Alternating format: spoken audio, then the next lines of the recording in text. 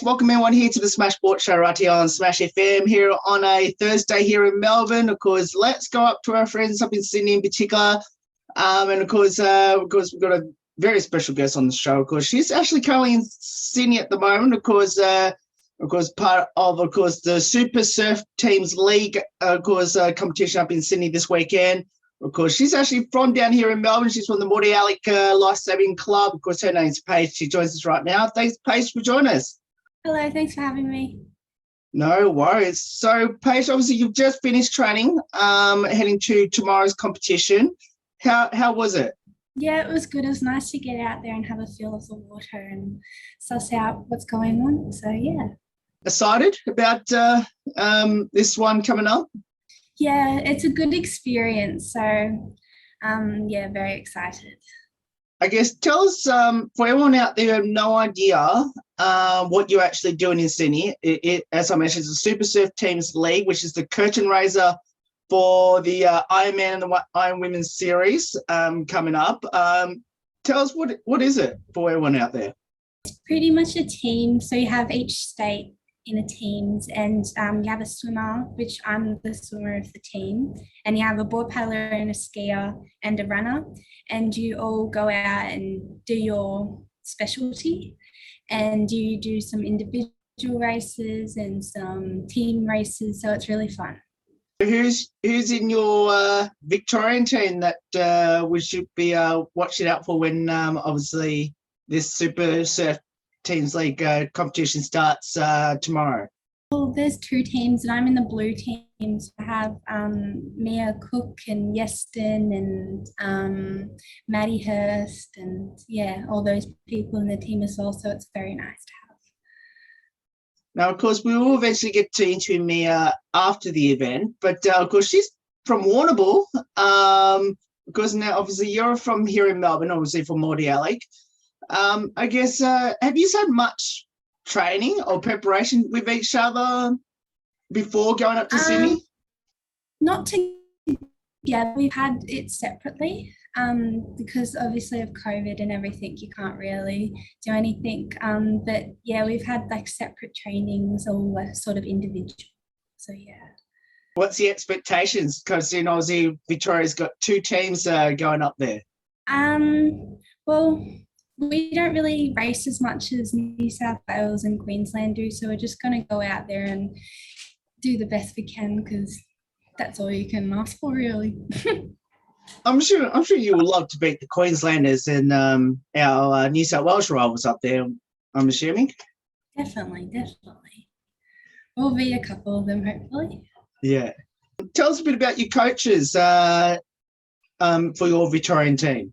Oh, yeah. So I've just starting to work with Cliff, who is I haven't worked with before, and I just met him when I was training, and it's really nice and to have him around, and it'll be exciting to see how he coaches me and how he helps me. And then I have Sonia, who is a coach and a team manager, and so she's I worked with her before in high performances and some other just around carnivals and stuff, so it'd be nice to have a familiar face.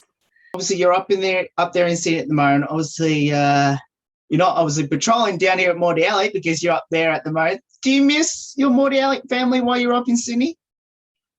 Yes, I do. They're very supportive of me, and it's good to have them around carnivals and just cheering each other on and stuff. So even though I've got the Vic team, it will be a bit different without having the Mordi team. Have they sent any best wishes or words of wisdom to you while you're up there? Yes, I've got a couple of messages that I need to reply to, so it's really nice to have that. Oh, fair enough. At least you got the support from the Mordi family. But well, tell us a bit about your life-saving journey. Where did it all start, and why did you choose it, Paige? Well, I started like 10 years ago in under sevens. I don't remember how I got into it, probably from my dad or something, because my dad used to do lifesaving, and yeah, I've grown up doing it, and it's good to have role models that you can look up to and want to aspire to be them. And so I sort of wanted to train harder and do different disciplines. So there's heaps of different things you can do in lifesaving, like the pool side. And so I've had a go at doing everything, and I've done some Aussies and States, and yeah, so trying to do some other stuff as well. Do you like patrolling the beaches or do you like competition? I do prefer competition. I much prefer it because in the bay nothing much really happens, but it's nice to patrol every now and then. You mentioned about your Morty family and all that, so you might as well give them a shout out right now. Obviously, as obviously you head into competition coming up tomorrow. I hope you're training hard at home, and I'll see you guys soon. Tell us, I guess, for you, now you mentioned before about how you got involved in the sport in particular. Obviously, I mentioned before that obviously your competition, which is the Super Surf Teams League, is the curtain raiser for the Ironman and Ironwomen's series coming up there in Sydney as well on the same weekend. I'm assuming you will be all staying back to watch how that all unfares. And do you have a favourite Ironman or Ironwomen that you look up to? Yes, I do. I really like Lizzie Wellborn. She's probably one of my favourites since the beginning. And yeah, I also like Harriet Brown because she's Victorian. So, have you actually met either of them? And are you hoping to catch up with those two once they're finished? Yeah, well, I was talking to Harriet before training, so seen her today, and I've met Lizzie quite a few times just during carnivals and stuff. So, any words of advice from those two? They always give me different advices, but it's always the never give up ones that normally stick. So yeah. Considering you're in Sydney as well, have you had a chance to like to sort of more bond with your team now? Kind of seeing, as you mentioned that before, going up to seeing that you just haven't had a chance to do any training together due to obviously the COVID restrictions and all that sort of things. Yeah, we walk down to the beaches together because we all are sort of in the same complex in the hotel, and we have known each other before doing carnivals and stuff, so we're all pretty close already, so that's good. It's an advantage to have. What have you already learnt from each other? Just sort of how to push each other and different ways we get out, because as being in the bay, I don't have as much surf experience as, say, the locals that live in the surf. So being able to watch what they do is really helpful for me when it comes to carnivals and stuff. So yeah. What would be your advice to people that should get involved in surf lifesaving? It's such a good sport. You make so many good friends, and you don't have to do surf. You can do beach or pool or anything. There's just heaps of different disciplines that you can do, and everyone has their own thing that they like to do. So it's good. Any of, I guess, especially the kids that are already at the Surf Lifesaving Club here in Victoria, their dreams are hopefully to become training from beach patrolling. Obviously, you still got to do that still, even if you are in competition. Hopefully their dreams to be what you're doing right now in competition-wise. What would be your advice to them? Keep training, don't give up, and always ask for help and look around you, and because your teammates will also be wanting to do the same thing, and if you just keep pushing each other, then you'll get there. So let's finish off with some light-hearted question about your Morty family there, of course, at the Mordialloc Lifesaving Club. Firstly, who's the comedian, the best singer, the best dancer there at the Surf Lifesaving Club? Best comedian. Well, that would probably be my sister. She likes to crack jokes every now and then. So that's Gemma, it's my sister. Best singer, I don't know. We're all pretty bad, to be honest. But yeah. And best dancers, we like to do heaps of dances, and some of my friends, like Zoe, my friend Zoe, she loves a good dance and stuff, so I'd say her.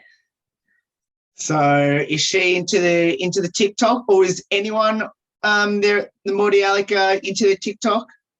Yeah, we love our TikTok. We do heaps of dances all the time in between trainings and in the change rooms and stuff. So it's good. I'm assuming not when you're patrolling. Oh, sometimes we do. We still keep an eye out on the water, so it's okay. Well, that's good news. Do you have a pre-competition superstition or ritual that you're hopefully doing this weekend in particular?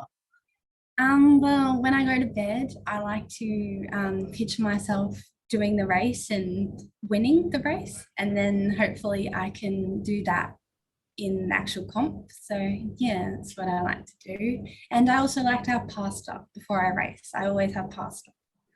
So I'm assuming pasta's on the menu tonight? Yeah, I just had it before. Some ravioli. That was good. Well, it's going well then. Do you have like a pump-up song to hype yourself up before a competition? I do listen to Beyonce a bit. I find her very uplifting. So I have a whole playlist dedicated to her. So do you have a favorite Beyonce song? Probably not. I think they're all pretty good, but I do like Sweet Dreams. So that's yeah.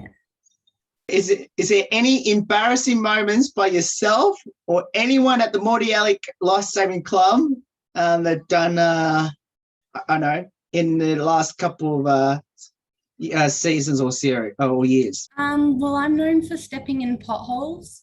So every time I do a demonstration for little kids, I'll always step in a pothole doing starts, which is not the best thing. And then there's this other boy that does lifesaving. His name's Kieran, and he's always known for candlesticking, so nose diving, like on every wave. So yeah, I would say those are probably the main ones that stick. So glad you explained what that candlestick means, because I was trying to figure out what that meant. Describe your Victorian team firstly in a couple of words, followed by your Mordialloc Lifesaving Club. I would say the Victorian team, they're very nice and funny and competitive. We're all competitive. And then in the Mordy team,